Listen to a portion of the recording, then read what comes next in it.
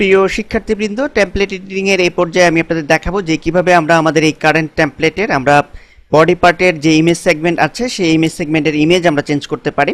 তো আমরা just body এরিয়াতে চলে আসছি, দেন এখান থেকে আমরা মাউসের কার্সার যদি আমরা ইমেজ সেগমেন্টের উপর নিয়ে যাই, তো আমরা কিন্তু এখানে দেখতে পাচ্ছি যে ডিসপ্লে হচ্ছে যে 260 pixel wide into any height, অর্থাৎ আমরা যে ইমেজটি এখানে চেঞ্জ করব সেটির উইডথ হতে হবে 260 পিক্সেল এবং হাইট যে কোনো কিছু হতে পারে, সেটা আমাদের এখানে কোনো বাধ্যবাধকতা নেই। তো আমরা অলরেডি ফটোশপে 260 পিক্সেলের একটি ইমেজ আমরা তৈরি করে আমরা জেপিজি ফরম্যাটে সেভ করে রেখেছি।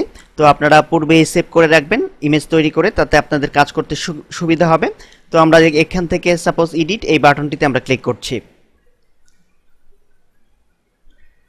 দেন আমরা ব্রাউজ ফর এ ফাইল, দেন এখান থেকে p1.jpg এটি আমরা সিলেক্ট করলাম। আমরা যে ইমেজটি তৈরি করেছি সেটির উইডথ হচ্ছে 260 পিক্সেল এবং হাইট হচ্ছে 180 পিক্সেল। আপনারা এই সাইজের ইমেজ ইচ্ছে করলে তৈরি করে নিতে পারেন। আমরা জাস্ট ওপেন করছি, দেন আপলোড এই বাটনটিতে ক্লিক করছি।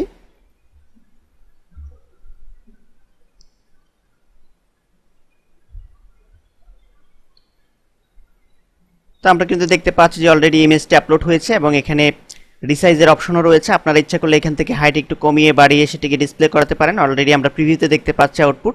তো এখানে আরও ইমেজ বর্ডার রয়েছে, আপনারা ইচ্ছা করলে সেটি ইউজ করতে পারেন। তো আমরা সেভ অ্যান্ড ইনসার্ট ইমেজ এই বাটনটিতে ক্লিক করছি।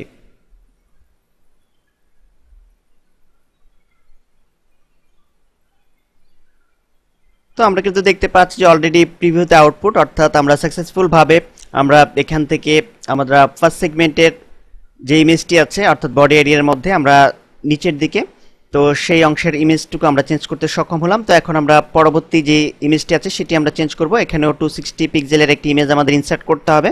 তো আমরা জাস্ট এডিট এই বাটনে ক্লিক করছি, দেন ব্রাউজ এ ফাইল, দেন এখান থেকে p2.jpg এই ইমেজটি আমরা সিলেক্ট করলাম। এটির হাইট এবং উইডথ আমরা বলে দিচ্ছি, এটির উইডথ হচ্ছে 260 পিক্সেল এবং হাইট হচ্ছে 180 পিক্সেল, জেপিজি ফরম্যাটের ইমেজ, দেন আপলোড করলাম।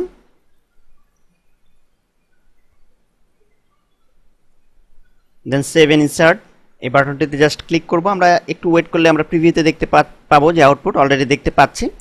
তো এখান থেকে সেভ এন্ড ইনসার্ট ইমেজ,